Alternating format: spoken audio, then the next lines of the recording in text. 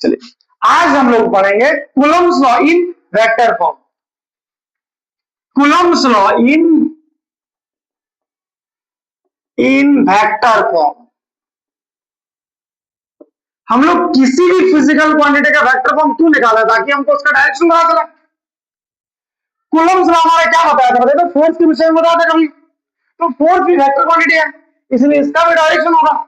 हम लोग अब उसी फोर्स का डायरेक्शन देखेंगे।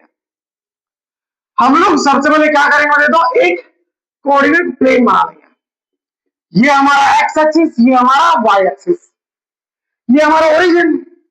लेट्स सपोज हमारा एक चार्ज ओरिजिन से R1 पोजीशन पे, किस पोजीशन पे बने, तो R1 पोजीशन पे। ये Q1 चार्ज ओरिजिन से R1 पोजीशन पे, दूसरा चार्ज Q2 ओरिजिन से R2 पोजीशन पे है ना। दूसरा चार्ज Q2 ओरिजिन से R2 पोजीशन पे। अब यहां से यहां तक का भी कुछ ना कुछ डिस्टेंस होगा, Q1 Q2 के बीच का भी कुछ ना कुछ डिस्टेंस होगा। हम लोग 1 से 2 की ओर आते हैं, तो हमारा डिस्टेंस, इसको हम लोग क्या लिखेंगे, बता दो, R12, क्योंकि 1 से 2 की ओर आ रहा है, गाड़ी हमारा इधर सीधा आ रहा है। अब आप 2 से 1 की ओर चाहिए, R21, इसको हम लोग क्या बोलते हैं, तो पोजीशन वेक्टर, डिस्प्लेसमेंट वेक्टर।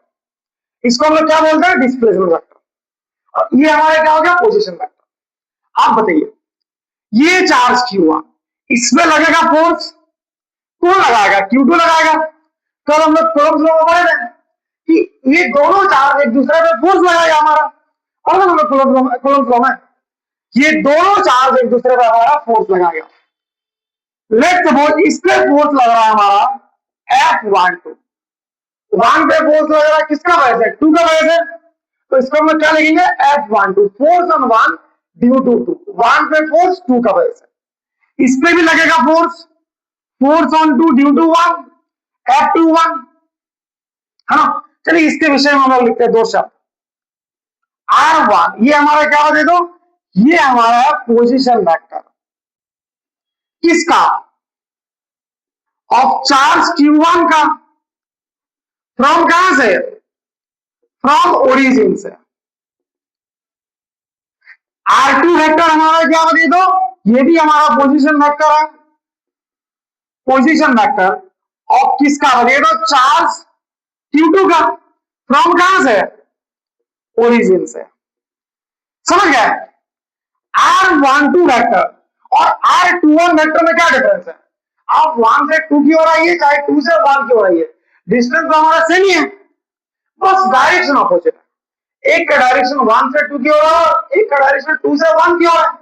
तो क्या हम लोग इसको ऐसा लिख सकते हैं, R21 का vector is equal to R12 का vector is equal to R21 का वेक्टर, क्योंकि डायरेक्शन अपोजिट है, तो इसीलिए हम लोग यहाँ पे माइनस लगा देंगे। इसको हम लोग क्या बोलते हैं, इसको हम लोग बोलते हैं डिस्प्लेसमेंट वेक्टर।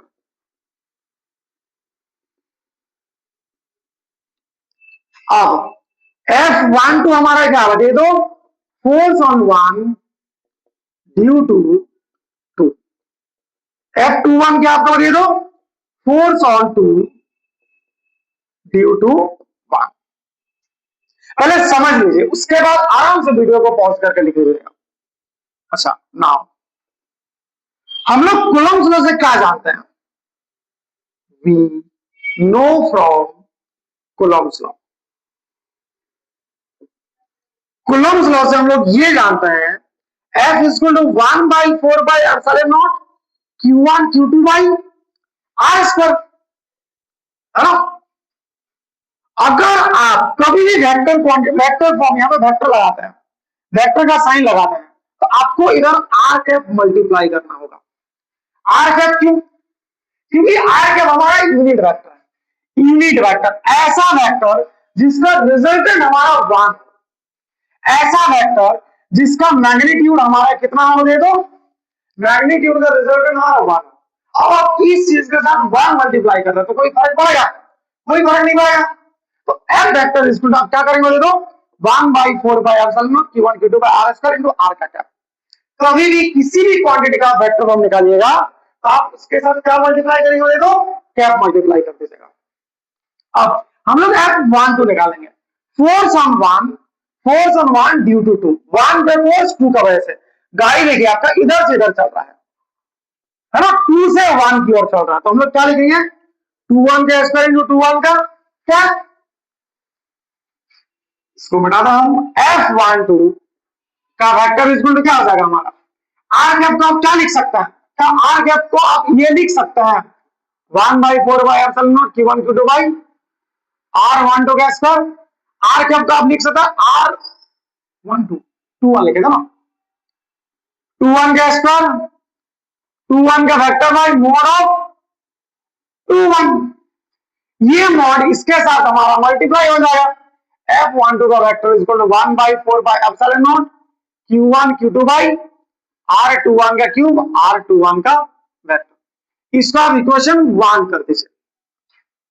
सिमिलरली क्या हम लोग F two one equal to one by four by epsilon naught Q one Q two by R one two का square into R one two का कैप लिख सकते हैं।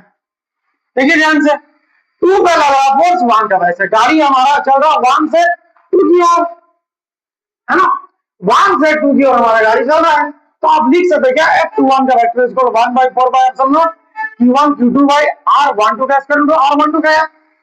अब आप आर वन टू का कैप को क्या लिख सकते हैं, क्या आप ये लिख सकते हैं one by four by epsilon naught Q one Q two by R one two का स्क्वायर आर वन टू का vector by mod of R one two, ये चीज इसके साथ मल्टीप्लाई हो जाएगा हमारा, एफ टू वन का vector equal one by four by epsilon naught Q one Q two by R one two का cube into R one two का वेक्टर। आप एक चीज आप ध्यान से देखिए इसको, क्या आप आर वन टू का जगह पे आर वेक्टर वन टू का जगह पे माइनस आर टू वन लिख सकते हैं, कोई फर्क पड़ेगा, क्योंकि डिस्टेंस तो हमारा सेम ही है और माइनस साइन हमारा डायरेक्शन बता रहा है कि डायरेक्शन हमारा अपोजिट है, यहां हम लोग लिखते हैं बट आर वन टू का vector equal minus R two one का vector, therefore F two one का वेक्टर इक्वल क्या हो जाएगा, one by four by epsilon naught Q one Q two by R two one का cube into R two one का vector, इसका अगर minus है हम लोग यहां पर माइनस लगा देंगे, समझ गए, इसको हम लोग इक्वेशन टू कर देते हैं। आप इसको और इसको ध्यान से देखिए, from equation one and two आप क्या कह सकते हैं, from equation one and two, इस इक्वेशन को और इस इक्वेशन को ध्यान से देखिए, दोनों में क्या चीज का फर्क है, बस यहां पे माइनस नहीं है और यहां पे माइनस है, मतलब दोनों का मैग्नीट्यूड हमारा इक्वल है, दोनों का मैग्नीट्यूड हमारा इक्वल है, बस डायरेक्शन अलग अलग है, तो क्या हम लोग लिख सकते हैं क्या, एफ टू वन का वेक्टर इक्वल टू इसके जगह पर एफ वन टू का वेक्टर, बस यहां पे माइनस हम लोग माइनस लगा देंगे, मतलब फोर्स का मैग्नीट्यूड हमारा इक्वल हुआ और डायरेक्शन अपोजिट हुआ, फोर्स का मैग्नीट्यूड इक्वल हुआ डायरेक्शन अपोजिट हुआ।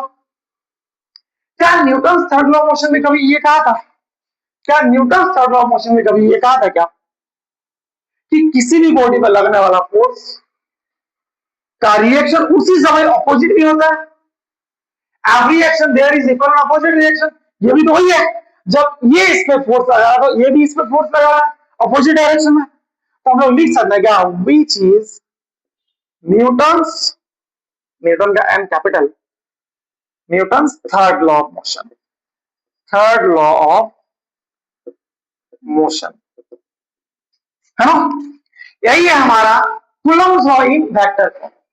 वीडियो को पॉज करके लिख लीजिए, अब इसको मिटा देते हैं, हम समझ गया ना, कोई दिक्कत नहीं है। अब हम लोग पढ़ेंगे force between multiple charges, force between multiple charges, force between multiple charges,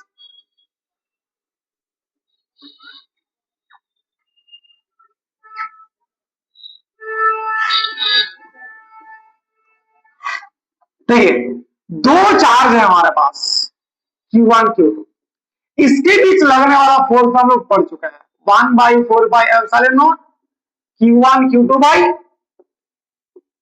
are square, ये तो हम लोग पढ़ चुके हैं। अगर दो से ज्यादा चार्ज रहेगा फिर क्या? फोर्स हमारा कैसा क्वांटिटी? वेक्टर क्वांटिटी है। फोर्स हमारा वेक्टर क्वांटिटी है। अगर दो से ज्यादा चार्ज रहे तो हम लोग क्या करेंगे? मान लीजिए एक चार्ज हमारा Q1 है यहां पर, इसका वजह से इस पॉइंट पर कोई एक चार्ज Q है, डिस्टेंस R1 आपको फोर्स निकालना है। एक चार्ज हमारा Q2 है, इसका वजह से डिस्टेंस R2 इस पॉइंट पर फोर्स निकालना है। एक चार्ज हमारा Q3 है, डिस्टेंस R3 है, और इसका वजह से आपको इस पॉइंट पर फोर्स निकालना है। एक चार्ज हमारा Q1 है, इसका वजह से आपको इस पॉइंट पे फोर्स निकालना है। लाइन सीधा नहीं हो रहा है, समझ गए? कोई दिक्कत नहीं है। तो सबका हम लोग क्या करेंगे बता दो, अलग अलग फोर्स निकालेंगे। इसका हमारा फोर्स निकलेगा F1, इसका फोर्स निकलेगा F2, इसका फोर्स निकलेगा F3, इसका फोर्स निकलेगा हमारा Fn। बहुत सारा चार्ज है, बहुत सारा चार्ज है। बहुत सारे चार्ज की वजह से हम लोग किसी पॉइंट पर फोर्स कितना कैसे निकालेंगे बता दो, क्योंकि फोर्स हमारा वेक्टर क्वांटिटी है, हम लोग सबका अलग अलग निकालेंगे और क्या करेंगे ये दो, वेक्टर सम कर देंगे। सारा फोर्स का हम लोग वेक्टर सम कर देंगे। इसी को हम लोग बोलते हैं principle of superposition of charge. समझे? ये हमारा क्या हो जाएगा दो, principle of superposition of charge हो जाएगा, सुपरपोजिशन ऑफ चार्ज। तो एक बार फिर से, principle of superposition of charge हमें क्या सिखाता बताइए दो, अगर बहुत सारा चार्ज रहे, दो चार्ज रहेगा आराम से फोर्स निकालेंगे हम लोग, कोई दिक्कत ही नहीं है, आसान है। अगर दो से ज्यादा चार्ज रहे तो हम लोग को क्या करना है, सारा इंडिविजुअल चार्ज हम लोग फोर्स निकालेंगे और सारा फोर्स का वेक्टर सम कर देंगे। वेक्टर सम क्यों? क्योंकि फोर्स हमारा वेक्टर क्वांटिटी है, इसी वजह से। इसी को हम लोग क्या बोलते हैं, principle of superposition of charge. तो टॉपिक दे दीजिए principle of superposition of charge, और इसमें लिखिए दो शब्द, इसमें लिखिए दो शब्द।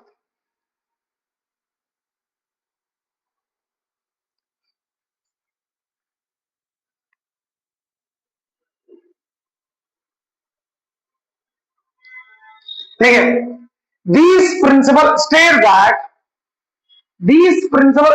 that the force on any charge due to other charges, due to other मतलब बहुत सारा चार्ज की वजह से, the force on any charge due to other charges is equal to